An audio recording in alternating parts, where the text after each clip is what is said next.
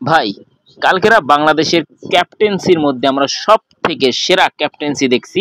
এবং কি কিসের সাকিব আল হাসান, কিসের এম এস ধোনি, কিসের আফগানিস্তানের রাশিদ খান।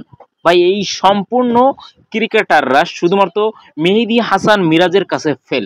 কারণ সে একমাত্র বিশ্ব গিনিস বুকে ওয়ার্ল্ড রেকর্ড করার মতন একজন ক্যাপ্টেন বাংলাদেশের।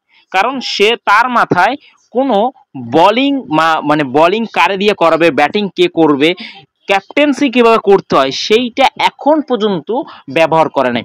কারণ তার মাথার যে ব্রেনটা, ক্যাপ্টেন্সি ব্রেনটা, সেই ব্রেনটা এখন পর্যন্ত ব্যবহার করতেই সে শিখে নাই। সে কিভাবে ক্যাপ্টেন্সি পায় এইটা কিন্তু একটু ভাবার বিষয় আছে। এর আগে তার বন্ধু, তার বেস্ট ফ্রেন্ড, তার কলিজার বন্ধু নাজমুল বলতে পারেন, শান্ত বলতে পারেন, লর্ড শান্ত বলতে পারেন, সে ক্যাপ্টেন্সি ছিল। তার ক্যাপ্টেন্সি অন্তপক্ষে মেহেদী হাসান মিরাজের চেয়ে ভালো ছিল।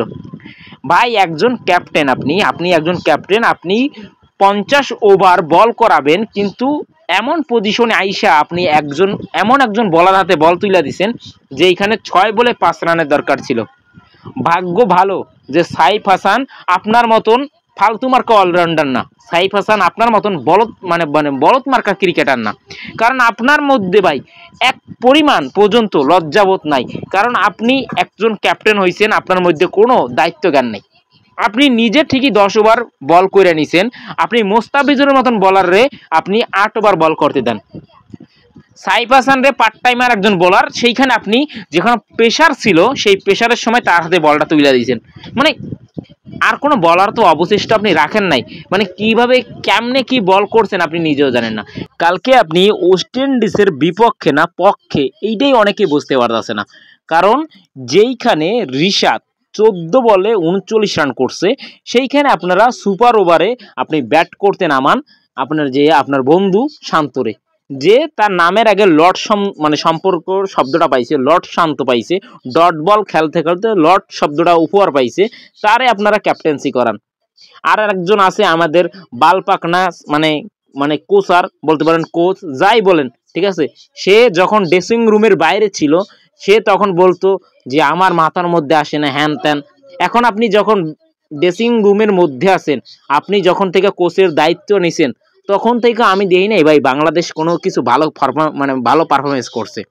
মানে সবাই মানে একদম টাকা পাইলে, ঠিক আছে, একদম মানে একটা যোগ্য স্থানে বসলে সেইখানে সমস্ত কাজ অযোগ্য হয়ে যায়। এগুলো কেন হয় বুঝতে পারি না। মানে আমরা একজন ক্রিকেটার ফ্যান, আমরা সবসময় চাই যে বাংলাদেশ ভালো কিছু করুক, ভালো কোনো পারফরমেন্স করুক, ভালো কিছু আমাকে উপহার দিক। কিছুদিন আগে আফগানিস্তানের সাথে আফগান ওয়াশ হওয়ার পরে এখন এই কাল্লুদের সাথেও আমাদের হারা দেখতে হবে। এই কাল্লুদের সাথে, যেখানে মিরপুর আমাদের হোম গ্রাউন্ড, সেইখানে আমরা এখানে কোথাও অনেক বান্টেজ আছে আমাদের, সেই বান্টেজগুলো ঠিক মতন আমরা নিতে পারতাছি না বা নিচ্ছি, তারপর আমরা ম্যাচ হারছি। কারণ আমরা ম্যাচ জিততে নামি নাই। ওরা 6 বল খেলছে আর আমরা 9 বল খেলছি সুপার ওভারে। ওরা 6 বল খেলা ম্যাচ জিতে গেছে আর আমরা 9 বল খেলা ম্যাচ হাইরে গেছি। ঠিক আছে, কিচ্ছু বলার নাই।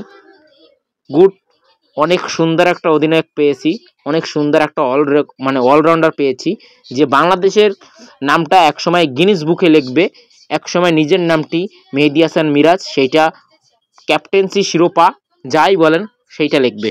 আর আপনারা বুঝতেই পারছেন, কোচার সালাউদ্দিন সাহেব, সেও তার নামটা মেহেদী হাসান মিরাজের পাশাপাশি লেখা দেবে গিনিস বুকে। ঠিক আছে, কিচ্ছু বলার নাই।